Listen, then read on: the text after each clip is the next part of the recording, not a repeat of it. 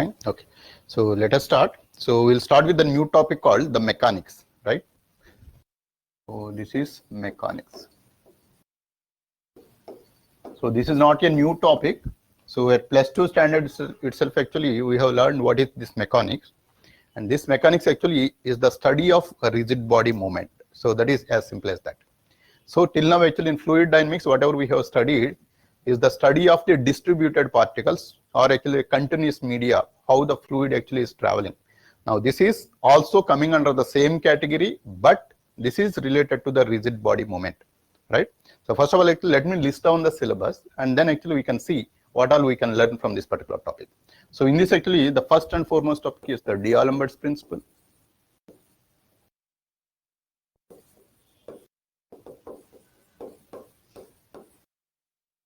Generalized coordinates.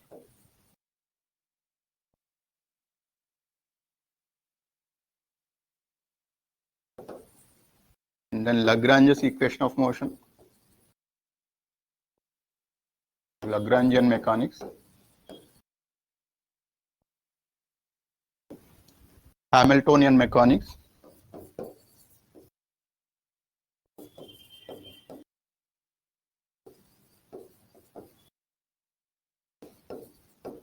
Motion of the part, motion of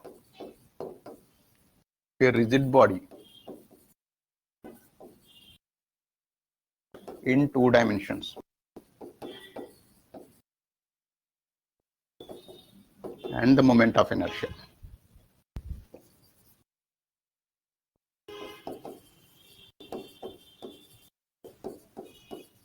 Right. So this is the entire syllabus actually what we are going to learn as part of this particular topic.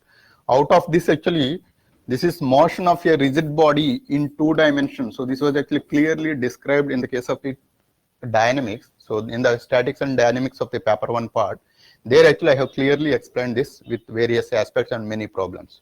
So this actually we are not going to discuss in this particular case. So this is related to the simply dynamics part. So that is actually part of the syllabus there and here also. And then actually, so this is, so generalized coordinates. So this is what is the first topic what we are going to discuss. What is meant by this generalized coordinates is, so we will be dealing with this mechanics, right? So mechanics is the study of the particle under motion. So this is actually, I'll just come up with the definition.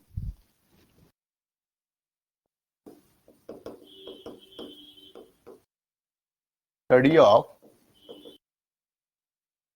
the motion of the particle.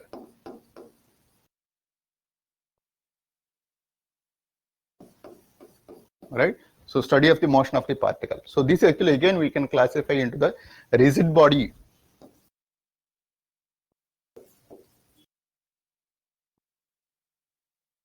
motion and continuous media motion.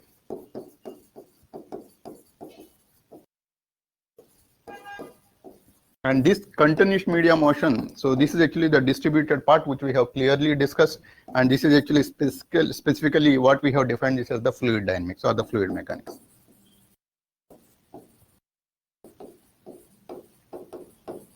Right.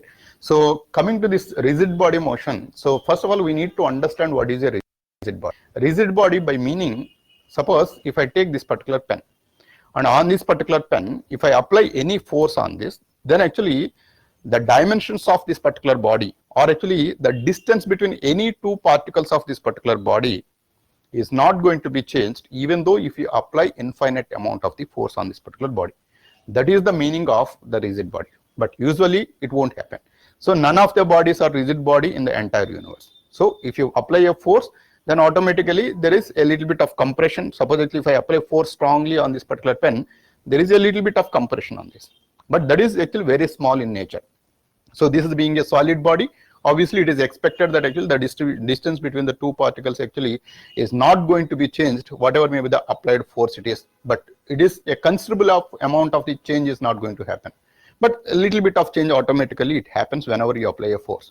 But that for all practical purpose, if you neglect it, then this particular body is called as the rigid body. So rigid body. So rigid body by definition, whatever may be the force applied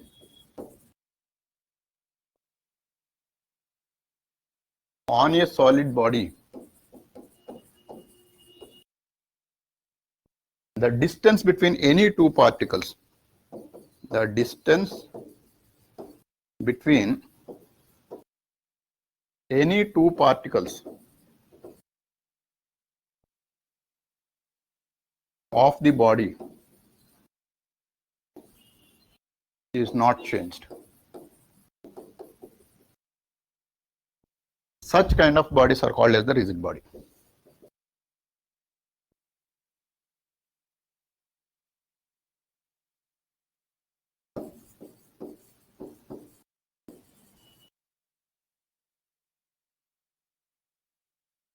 Rigid body, right? So now actually in the mechanics part, whatever we are going to study is related to the rigid body motion. So we are simply studying only one aspect called the motion of the particle, which is a rigid body, right? Now whenever we are talking about the rigid body motion, suppose actually in Newtonian mechanics actually we have learned that the projectile of a particle. So the projectile of a particle is nothing but if I throw this particular pen, it is going to assume a path called the parabola. So that parabola is called as the projectile of this particular particle. But here actually inherently we have made one assumption. That assumption is that the entire mass of this particular particle is concentrated at a single location and you are trying to trace the particle location which is located exactly at the center. But actually suppose actually if this particle is trying to rotate like this and move. Now actually for which particle you are talking about? So which particle is actually tracing the parabola? Obviously none of the particles out of this entire body except for the midpoint alone is not going to change and not going to trace the projectile path, right? So because actually this is trying to move in this particular direction. So if it is moving in this direction, each and every particle, if I make this into infinite number of particles, then each and every particle will be having its own velocity and its own direction at any instant. And every particle will have actually its own path of travel. So everything is completely drastically different. Now the analysis will become a little complicated.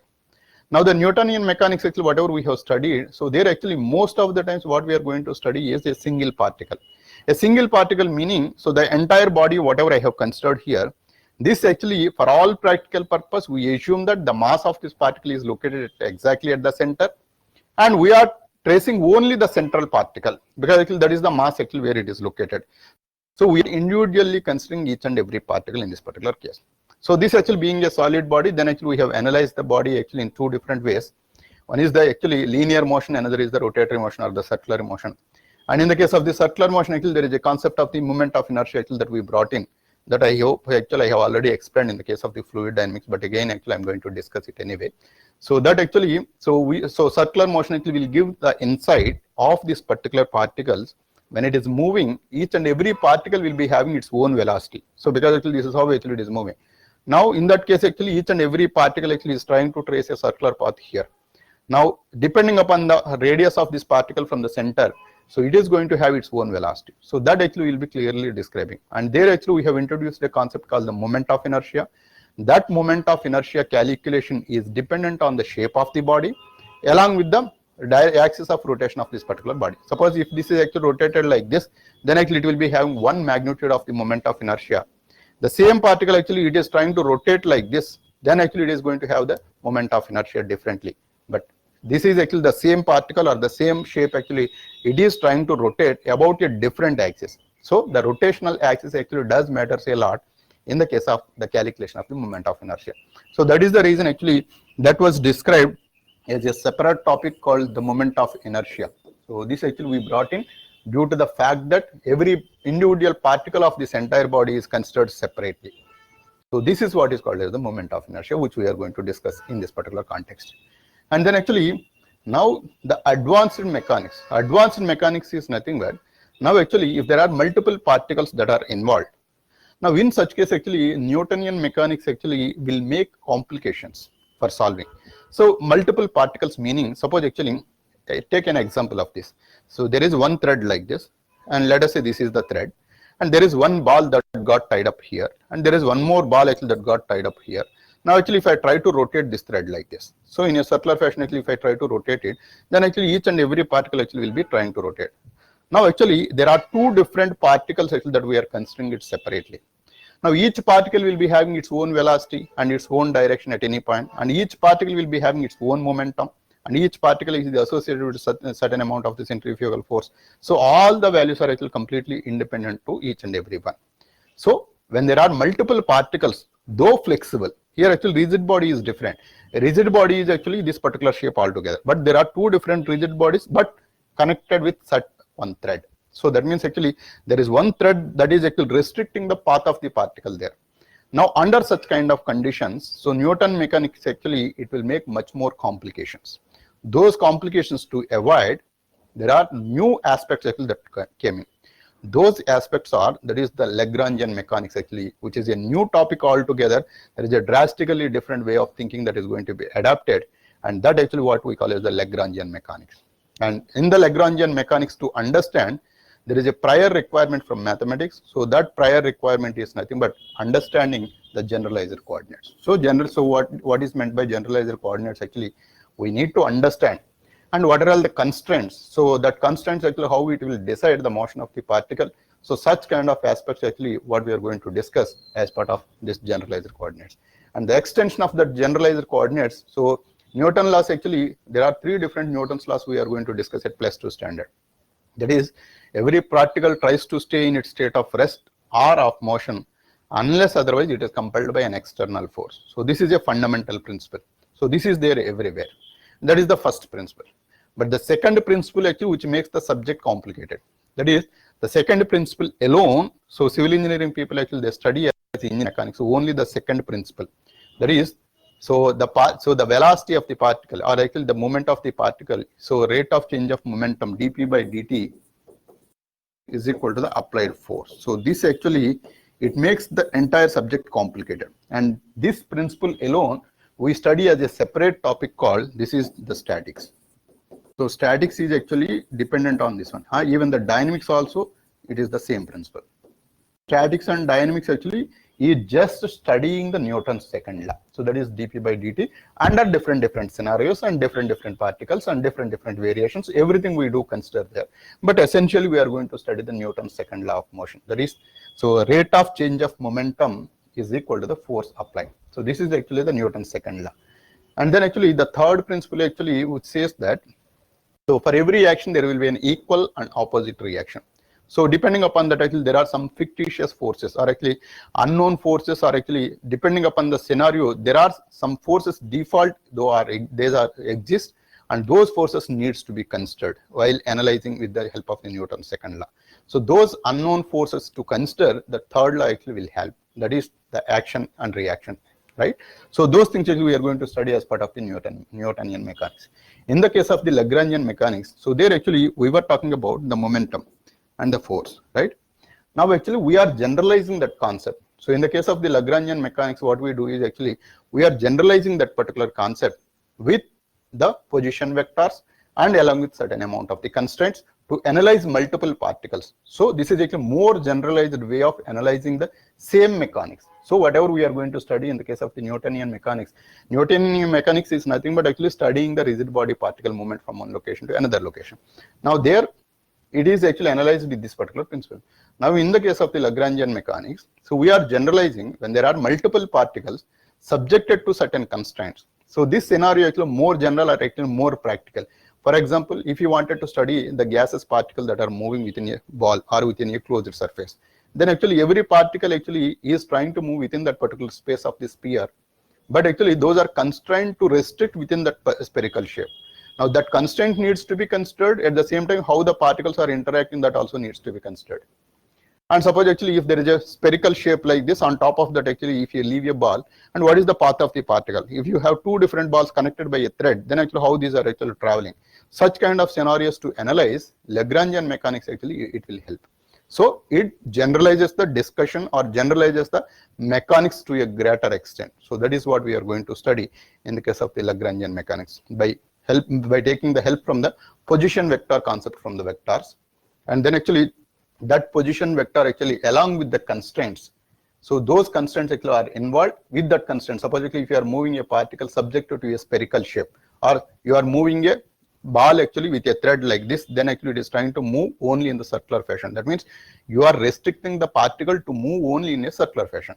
Now in such kind of cases, so Lagrangian mechanics actually, it will be very, very helpful to simplify the analysis.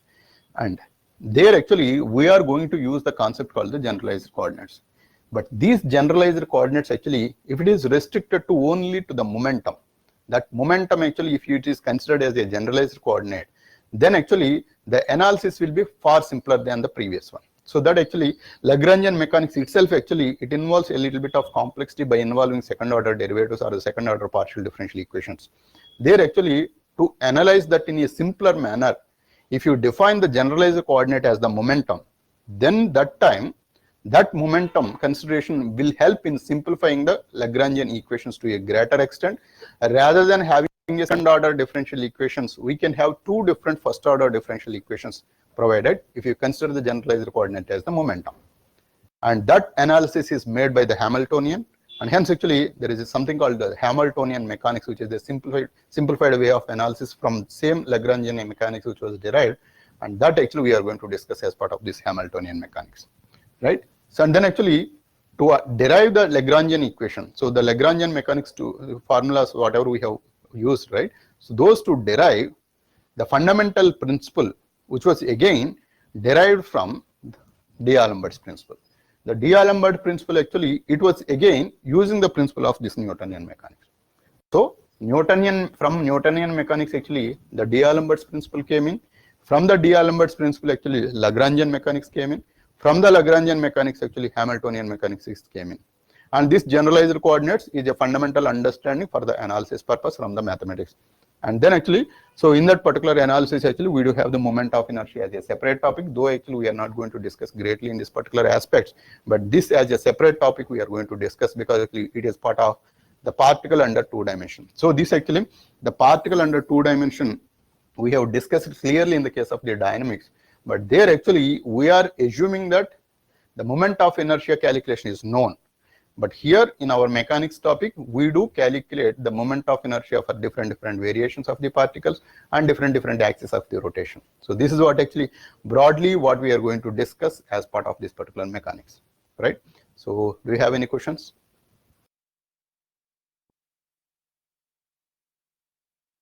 Right? Okay, great.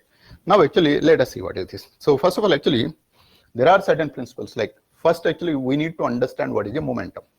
Right. So what is the momentum? So momentum is actually, suppose actually if there is an impact force, that impact actually we call as the momentum. Suppose actually if I take this particular pen, and this particular pen, if I leave it, then actually it is trying to touch the ground. Now when it is touching the ground, depending upon its velocity and depending upon its mass, it is going to be having certain impact. Suppose actually imagine this particular case. Suppose take a rubber ball and then actually try to hit one person. So rubber ball you have taken and then actually you want to hit the back of a person. Now there actually obviously he is going to be hit and actually he feels the pain. Now actually hit with a bigger velocity. Then actually he feels the pain more. Even more velocity actually it will be far more than that. Now you take one more case. So take actually this much size ball. So let us say iron ball. Now try to hit that. Now actually he feels very big pain. Now in this particular case, though the velocity is less, but the mass is more. In the first case, actually, the rubber ball, the velocity is more, but the mass is less. But in both the cases, actually, he will be feeling the pain. Even though if you increase the mass, or actually even if you increase the velocity, in both the cases, actually, so pain felt by the person actually is going to be more. Now that means these two are the two important activities actually which will decide the impact on that particular person. So that's why, so there is something called the momentum is defined. So momentum is defined as the product of mass into velocity. This is actually usually represented with a letter called P. So this is what is called as the momentum. So whether you increase the mass or whether you increase the velocity, both actually will have the impact. So the product of these two will decide how much is the impact that it is going to have it. Now this impact change, that is, if you take this F is equal to dP by dt. So this is what we call as the Newton's second law of motion. The rate of change of this impact. Now most of the times actually we do study a rigid body which is having a constant mass. Suppose actually if I take this particular body, this is having a constant mass. Now actually if I apply a force on this, the velocity of this particular point, so this particular body is going to be changed. That means, assuming that the m is constant, the velocity of this particle is going to be changed. That means, if I take this, so d by dt of, so m into v, so this is going to be of m dv by dt plus v dm by dt, and this is actually the Newton's second law of motion. So it's not that actually most of the times actually we do consider F is equal to ma. So where a is the acceleration, and this acceleration is called as the dv by dt. So acceleration is the rate of change of velocity. Now most of the times actually we try to stick to this particular point. So m into a, which is nothing but ca is the dv by dt value. So mass into acceleration. But it is coming from an assumption that when m is constant, mass is constant. But it may not be the case always. There are two different scenarios which we can think. So let us say, suppose actually if there is a lorry that is going, which is carrying a full load of sand, let us say. So there is a full of sand in the lorry, and then actually it is trying to move. Now obviously, depending upon the weight of this particular lorry and the weight of that particular sand, then actually it is trying to have certain amount of the force so that actually it can drag the sand from one location to another location. Now actually assume that there is a leakage at the bottom, and that leakage actually, so automatically it dries down the sand. That means as you keep on moving, then actually the mass of that particular body is going to be reduced. That means actually there is a change in the mass.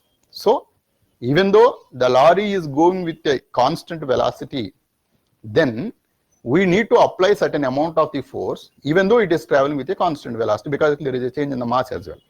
And this is one particular scenario where there is a change in mass, hence actually you need to adopt this particular principle. And I take one more case. Suppose actually rocket propulsion, if you take it, and the rocket actually, it will inject the outside the gases actually that are present within that with a huge amount of the force, or actually huge amount of the velocity actually it is coming out, the gas. The counter to that actually, there is a counter force that is going to be developed, and then actually rocket will go forward. Now there also, the amount of the fuel that is present in that actually it is going to be reduced. The weight of that particular rocket is keep on reducing as it is injecting the gases outside. At the same time, the gas weight also actually is coming out. Hence actually the weight is going to be changed continuously in the case of the rocket propulsion. But in most of the other cases, whatever we see in day-to-day life actually, those are mostly the constant mass. So hence actually F is equal to ma is valid in almost most of 99% of the cases. But this is the principle actually what we are going to study. But so at +2 standard actually we do study all these things. But now actually we stick to this particular one, F is equal to dp by dt. So dp by dt is called as the rate of change of momentum. Now in the mechanics part, we do have a convention that whenever there is a time derivative, so time derivative is nothing but d by dt. So this is rate of change of. Rate of change of something is always treated with some dot. So this is actually, if I say this p, then p dot. If there is a dot, then actually that needs to be treated as time derivative. So p dot means dp by dt. It is always inherently assumed. Wherever there is a dot that is coming in the case of the mechanics, by default you have to assume that there is the time derivative. And now the second concept what we need to know is, that is the position vector.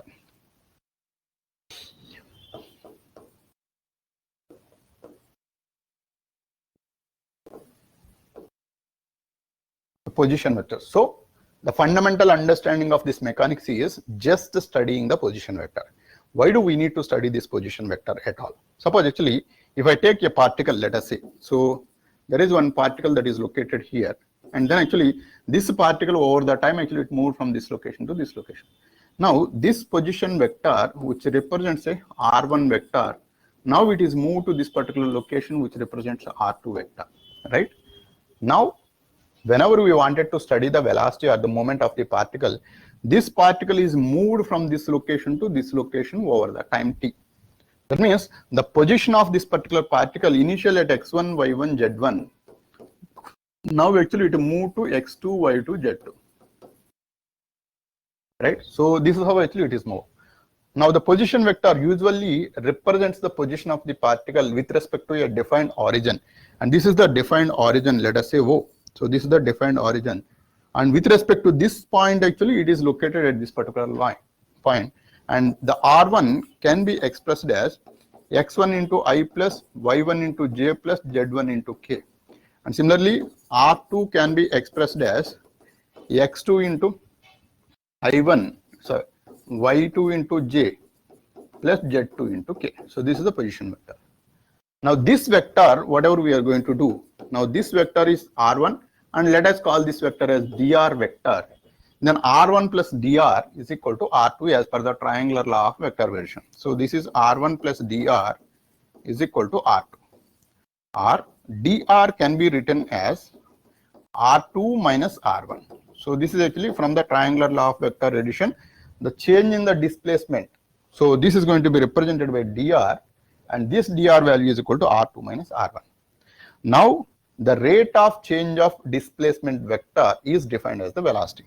So rate of change of position vector, or the rate of change of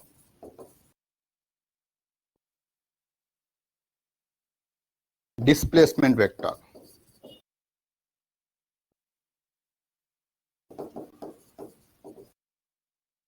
is defined as the velocity.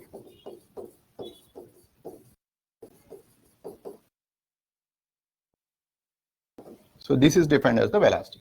Now this is actually dr by dt. So the rate of change of position, so dr divided by dt. So this is called as the velocity. So this is the velocity. That means the position actually as it is keep on moving. Now this is actually the dr vector. So dr vector actually with respect to time, if you take the derivative, then actually this is going to represent the velocity vector. That means, so if I take any random position r here, which represents r is equal to xi plus yj plus zk. So this is the position vector at any instant of the time. And there actually if you take the time derivative of it, so dr by dt, and this is equal to dx by dt into I plus dy by dt into j plus dz by dt into k. So this is actually the velocity vector. So v is defined as, so v is equal to ui plus vj plus wk, where u is the dx by dt and v is the dy by dt and w is the dz by dt. So like this actually the velocity component in the x direction, y direction, z direction are decided by the position vector of that particular particle. So that is nothing but the velocity vector. So velocity is defined as the dr by dt. That means we are trying to study the position vector indirectly. So that is actually, so even though it is moving from here to here, this vector time derivative will represent the velocity of that particular particle at any instant of time. So that is actually dr by dt. So dr by dt is actually, this is the position vector. Initially it was here, then here, and then here, actually like this, actually it is keep on moving, and it is trying to trace the position of that particular particle. Now our problem still boils down to a single question called, that is how to represent the position of this particular particle. So position of the particle, usually actually we use the coordinate systems, right? So but that may not be the rule always. So now a drastically different way of analysis comes. Actually there is a concept called the generalized coordinates, what we are going to discuss now, or actually it is part of the mechanics syllabus, right? So usually actually to represent the position of any particle, we depend on the standard coordinate system. That's what actually we learned from mathematics, right? So we represent. Now actually we have the Cartesian coordinate system, cylindrical coordinate system, spherical coordinate system, and actually so two-dimensional if you take it, then a Cartesian coordinate system and the polar coordinate system. So these coordinate systems actually will always be used to represent the position of that particular particle. So for this actually if you use the Cartesian coordinates, so x1, y1, z1 or x, y, z. If you use the cylindrical coordinates, then actually r comma theta comma rho, that is the position of that particular particle. So it doesn't matter whatever may be the coordinate system you are going to use, but still you are specifying a set of 3 coordinates to represent the position of that particular particle.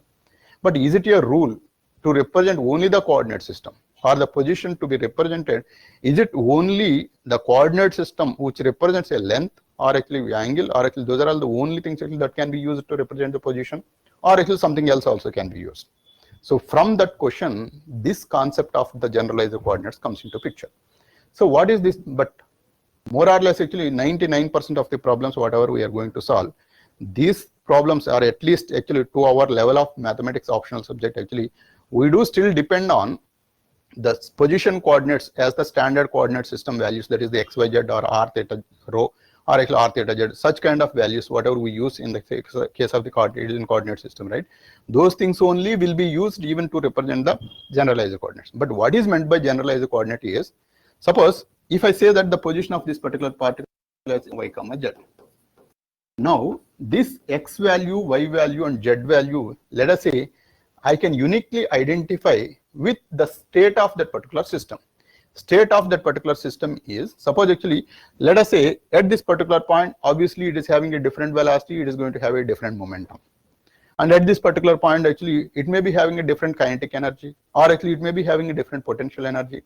So depending, suppose actually, if I take this particular case, so it is most simple to understand. Suppose actually from the bottom, if I lift this particular pen, obviously it is associated with the two different aspects which we can use as the generalized coordinates. One is the height from the bottom to this particular place will represent the position of this particular particle, that everybody agrees. So if I measure at 1 meter height, this particle is there, then actually you will get an idea, so at what height actually this particle is present. Now the same thing actually I can represent in a different manner. So here actually, suppose this pen is having this much of potential energy at this particular point, and we know that the potential energy is going to be of mgh. That means whether I represent the h value or if I represent the potential energy at this particular point, essentially we are trying to convey the same information. So this position is decided by its potential energy. That means suppose if x is the only value, so suppose actually from the bottom to top, actually this is a linear motion, let us say, then at this particular height, let us say this height represents x value. Now see this, actually this is the ground level. From the ground level, actually this is having at a height of x, let us say. So this is the height. Now this x can even be represented as its potential energy V, where potential energy is equal to mg into h. So that means x may be a function of V.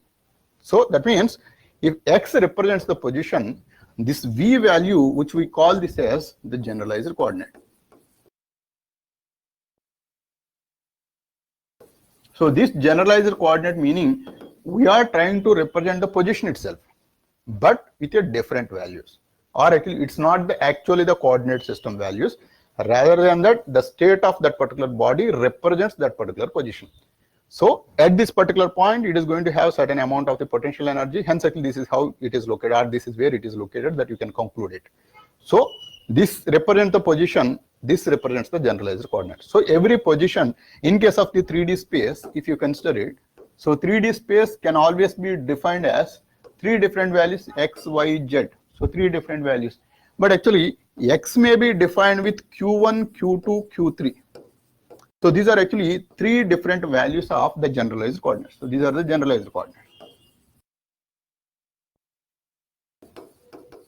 So these generalized coordinates, actually it may not be the length, it may be anything, so which represents uniquely that particular position. So this q1, q2, q3 may not be the lengths, right? So it may be any value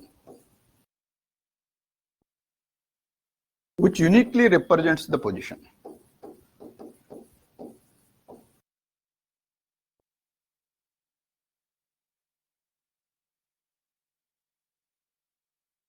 Right, so it uniquely represents that particular position. That means it may be angles, potential energy, square of the length, or non-dimensional quantities.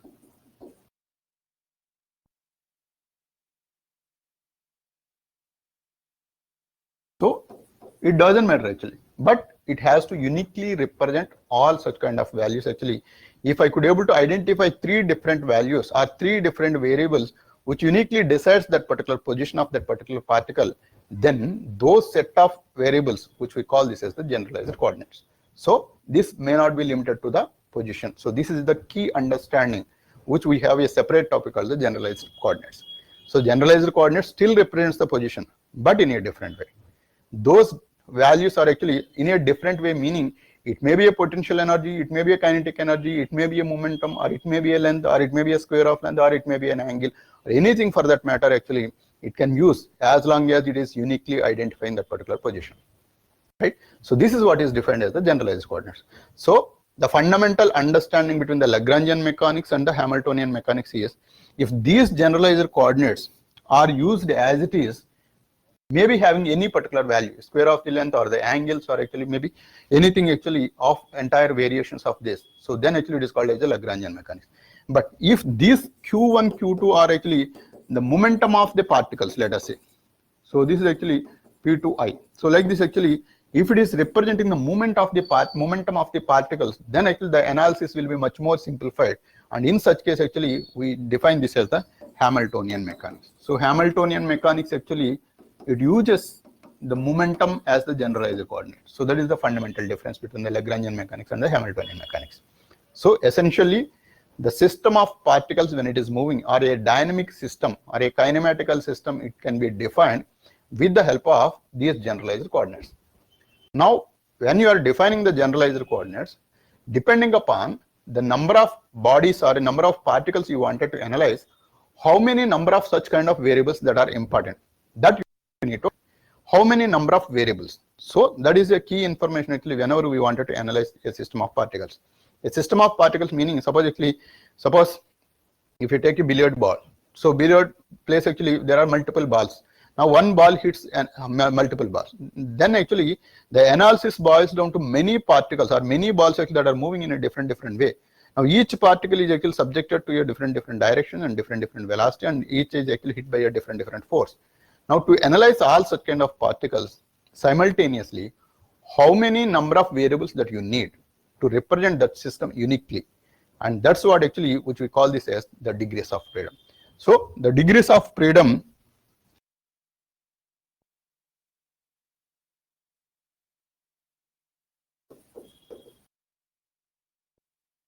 so the minimum number of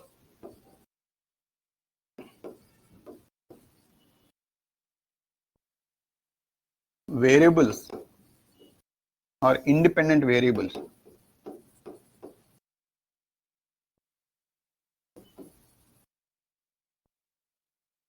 that are required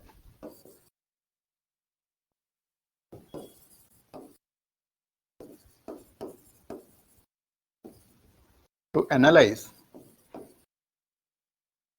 a dynamic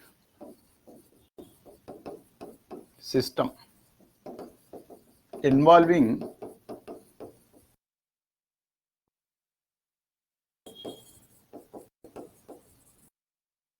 one or more particles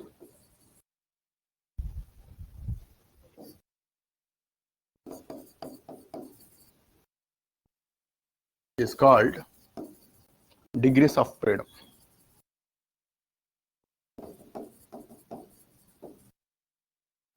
Of the right, so this is what is called as the degrees of freedom. Suppose if you wanted to analyze the projectile of a particle, but in a 3D space. Now in the 3D space, actually you are trying to identify the projectile of the particle, and that projectile actually is a single particle we are trying to trace. Now actually if you take a coordinate system, this is x and this is z and this is y. Now at any point, actually this is the location of this particle, and this is actually x comma y comma z. Now how many number of variables that are required to represent that particular point at any instant? Actually this is going to be 3 variables are there. So as there are 3 different variables or 3 different independent variables, namely x, y, z values are there, hence actually this is called as, so 3 different degrees of freedom. So the degree of freedom of this particular particle is going to be of 3, right? So this is the degree of freedom. Suppose if, so I throw 2 different balls simultaneously, let us say. So 2 balls simultaneously, if I throw it, one ball is located at this particular point at one point, and another ball is located at this particular point. Now this is x1, y1, z1, and this is x2, y2, z2. Now here in this particular case, if you notice, there are 6 different variables that are required to analyze this particular system involving 2 particles traveling in space. So 2 different values actually, so 2 different set of 3 variables each we need to have. Now in this particular case, the degrees of freedom is going to be of 6.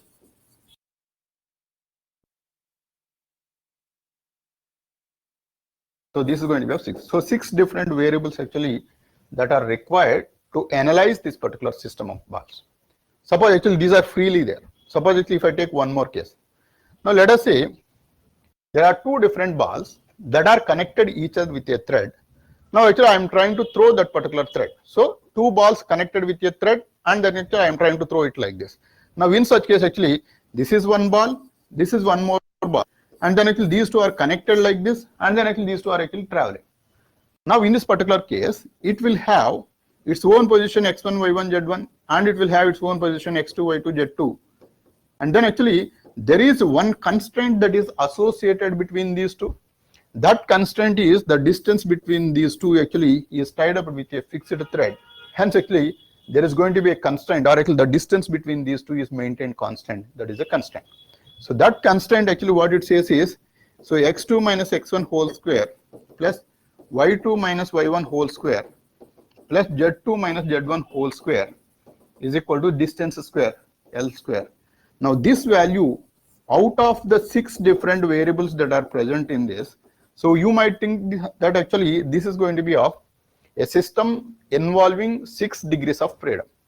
But this 6 degrees of freedom, due to the constraint of this particular thread connection between these 2, it will reduce the certain amount of values. Or actually you don't need all the 6 values to represent this particular system.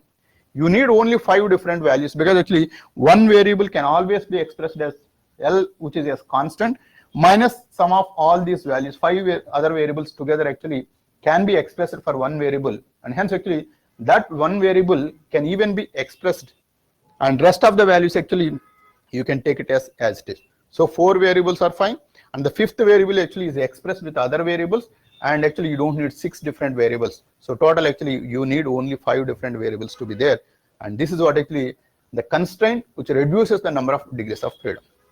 Suppose actually you take one more case. Suppose I take that actually if there is a particle that is moving in a polar coordinates. So I take polar coordinate system, and this is the point of observation, and then actually there is a particle actually that is traveling in this way.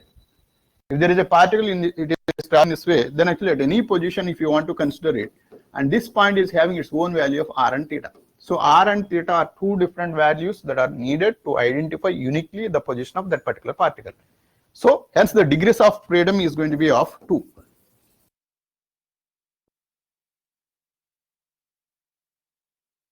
Now actually I give you a constraint such that, so the particle is allowed to move only in a circular path. So the constraint is actually mod r is going to be of constant A. So that means this is the path of the particle. The path of the particle actually shows a circle. Now if you take the same polar coordinate system, this is being a pole and this is the radius, and then actually draw a circle like this. So this is a circle, and in this particular circle this radius value is going to be maintained constant. Now if this radius is maintained constant, then actually the position of that particle at any instant of time, this is going to be on this particular circle alone. That means actually if this is the angle theta of rotation, that means uniquely this can be represented as r comma theta, but r is actually fixed at constant theta A. So r is always maintained at A. That means actually you don't need to explicitly mention about this A, because actually the constraint says that mod r is equal to A. And you need only the angle theta to say whether the particle is here, actually the particle is here. So if this is the particle and this angle is theta, actually which shows the particle location at this particular point. That means you don't need 2 different coordinates. You need only one coordinate to represent that particular point. Hence actually this constraint in a polar coordinate system, ideally 2 degrees of freedom would have been there, but due to the constraint given by this, so it is going to reduce the number of degrees of freedom to 1.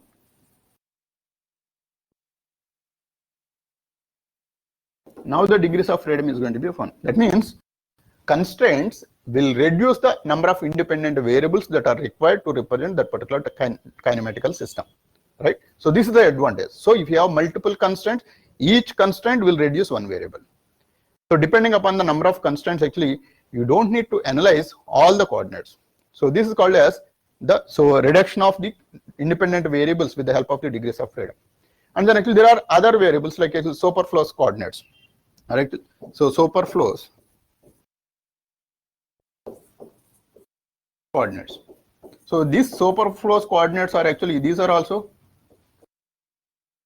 already known for us. Suppose actually, if you wanted to analyze this particle actually which is moving from the ground. Now actually here the particle is traveling in a vertical motion like this. So that means actually if you throw the particle exactly vertically upwards, then here you are worried about only the z coordinate. Let us say this is the z axis, then actually the z coordinate will decide the location of this particular particle. As it is a straight line motion, you don't need to worry about the x and y values because actually x, y are actually spread across on the ground.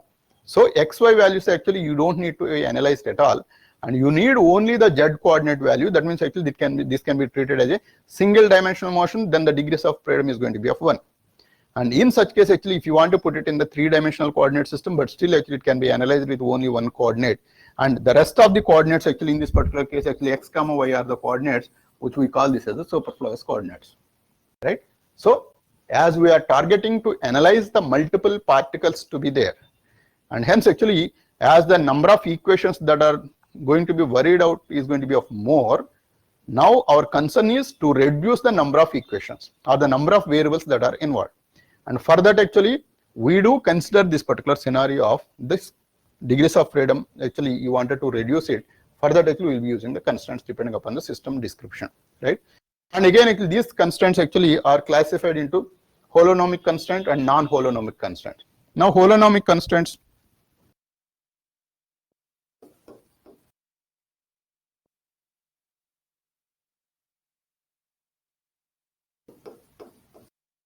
so holonomic constraints actually it's nothing new. So whatever the constraint we have discussed now, that is if f of q1, q2, q3 dash dash dash qn, if it is equal to 0 or constant, and this is called as a holonomic constraint. Here this equal to sign decides whether it is a holonomic or not. So if it is equal to, in the path of the particle of a circle, there actually the particle is allowed to move only in a circular fashion. Hence actually that particular system, the constraint, the circular equation constraint is called as a holonomic constraint. Now non-holonomic constraints are, it will be given with a lesser than or greater than symbol. That means suppose actually if you are allowing a system of particles to travel within a closed sphere, now that sphere actually is a constraint, and there actually you are not allowing the particle to move on the sphere, rather you are allowing the particle to move only in a spherical shape. So within that particular shape it can have any position. There actually the constraint is defined that way that so r is actually less than or equal to a. So where a is the radius of the sphere and r is at any position from the center. That means if less than or equal to a, meaning if the particle is present within the space provided by that sphere, then the analysis would be different. If it is greater than that a, actually it would be different. So in such case actually this is called as a non-holonomic constraint.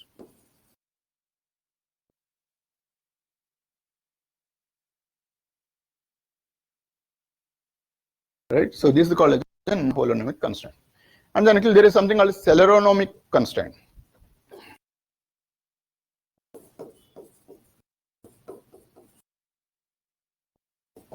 So in this actually this is also nothing new. Suppose actually if it involves time as one of the coordinate for the constraint, then actually it is called as a celeronomic. So if it involves time also in the coordinate, in the constraint,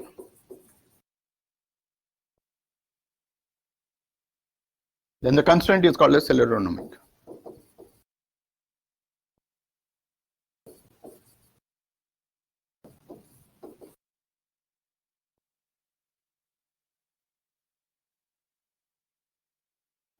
Right, so this is called as a celeronomic constraint.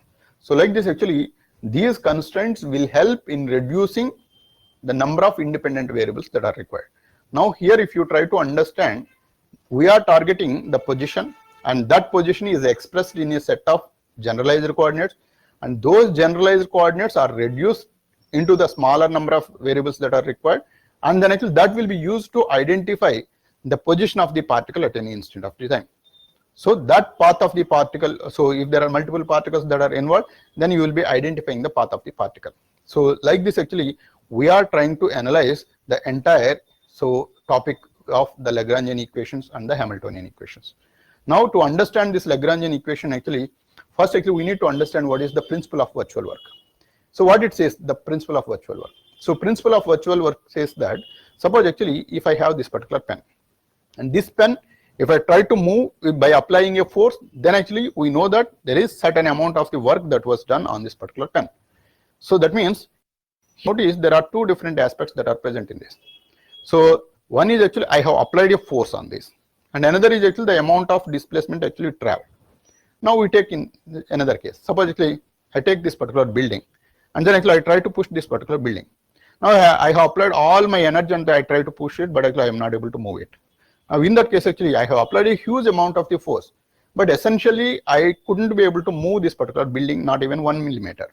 Now in such case actually whatever the work I do, or actually whatever the force I applied, it is completely a waste. And in that case actually there is no work done. That means if at all there has to be certain amount of the work that has to be done, you need to apply a force, but it has to result in a displacement. Now we compare actually two different cases. Suppose actually I took this particular pen, then actually I traveled all the way from Delhi to Bangalore, and by taking this particular pen, then actually I have done a lot of work, right? And actually I take one more case. Suppose actually I tried pushing my car from Delhi to maybe Agra, let us say. So Delhi to Agra actually I tried pushing the car, and there also I have done work, and I have taken this pen and traveled from all the way from Delhi to Bangalore. Now in that case, in both the cases actually I have done work, but whichever is the more work, if I try to compare it, then actually you need to give equal importance both for the force we have applied and for the displacement whatever I could able to move it.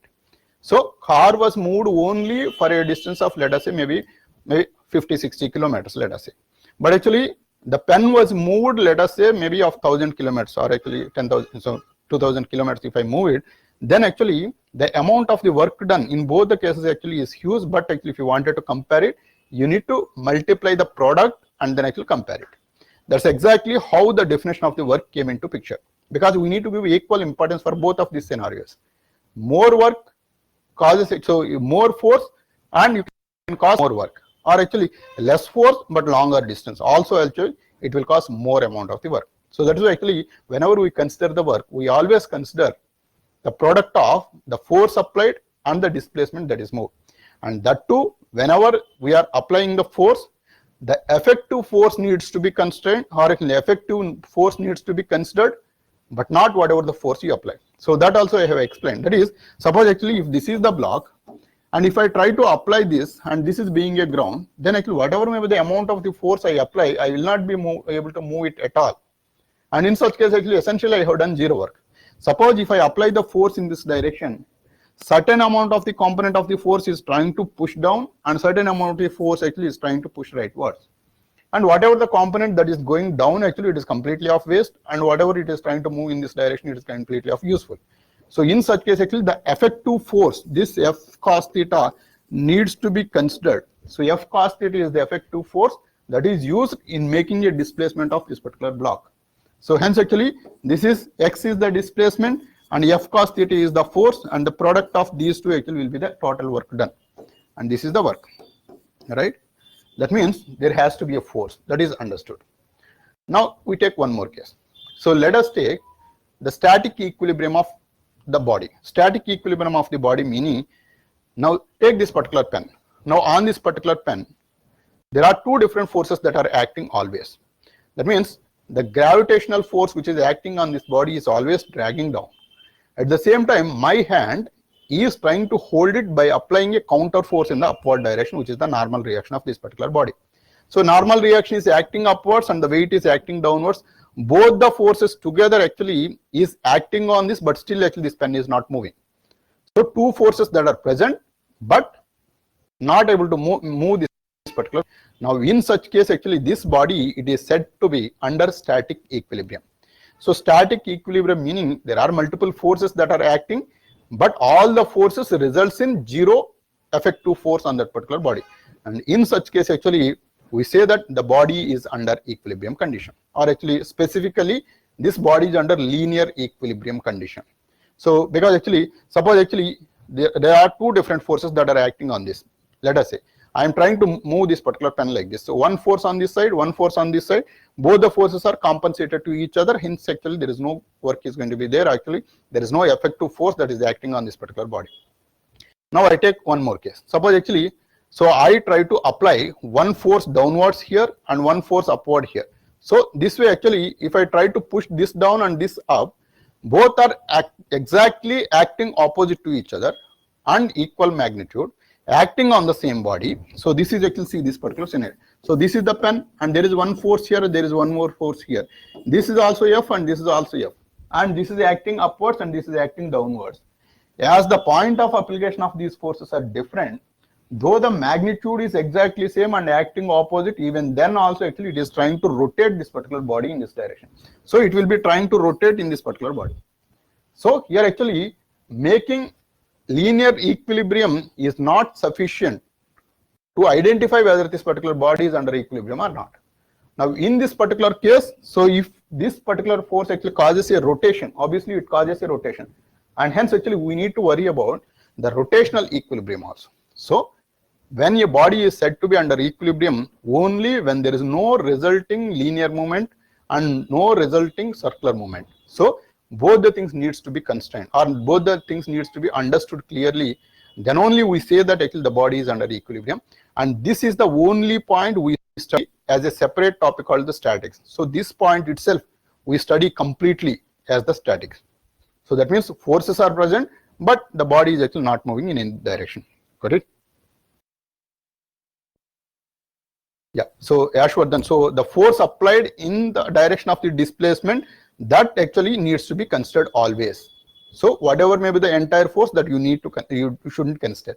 The effective force required in making the displacement, that needs to be considered always in calculating the work. Now, so this is what actually is under equilibrium. So we have considered a set of forces acting on a body, but still actually we are not able to move that particular body. In such case, actually the body is said to be under equilibrium. Now this principle of virtual work is an erroneous concept, or actually it is tough to understand that concept, but it is very easy and simple. But actually how we can make out this is just an imagination.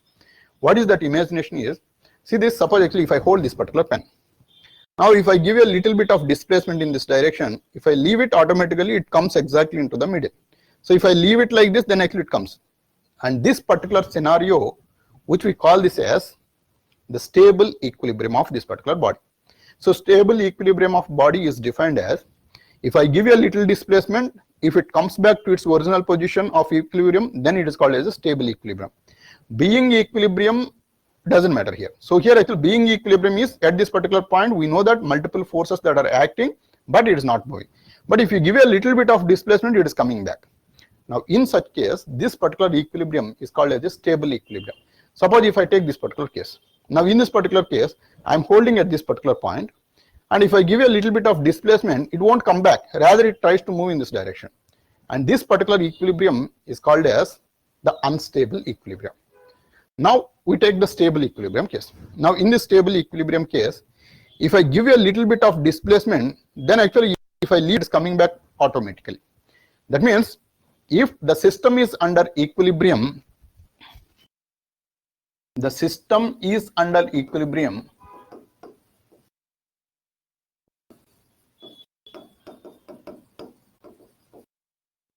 then sigma f is equal to fi, where I is equal to 1 to n equal to 0.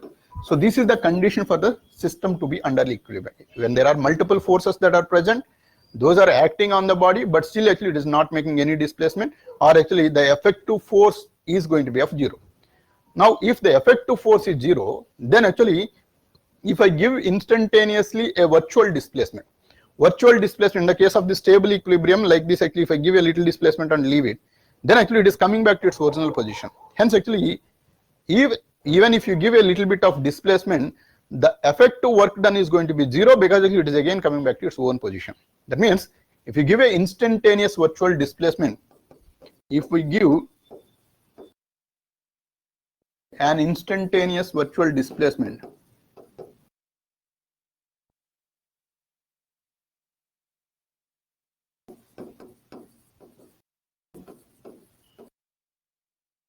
the work done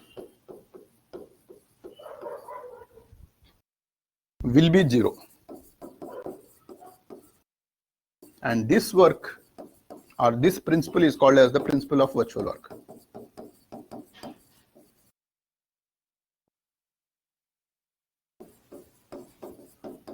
Principle of virtual work. That means here actually sigma Fi is equal to 0 because the body is under equilibrium,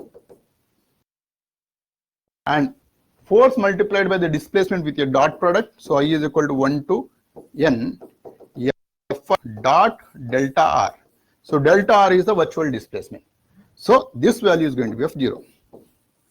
So if you give a virtual displacement, or actually if you multiply dot dr on either sides, this will become 0. And this part is called as the principle of virtual work. So because actually this product actually which we call this as the work. So the principle of virtual work says that when a body is under equilibrium, if you give a instantaneous virtual displacement to that particular body, then actually the effective work done on the particular body is going to be of 0. And from this particular statement, we bring in the Lagrangian equation. Got it? So the Newton's laws of motion and this principle of virtual work, these two are actually essential, or actually this is what actually we extend this discussion to the D'Alembert's principle first. That D'Alembert's principle actually depends on this principle of virtual work. Got it? So this actually I'm going to discuss in the upcoming class.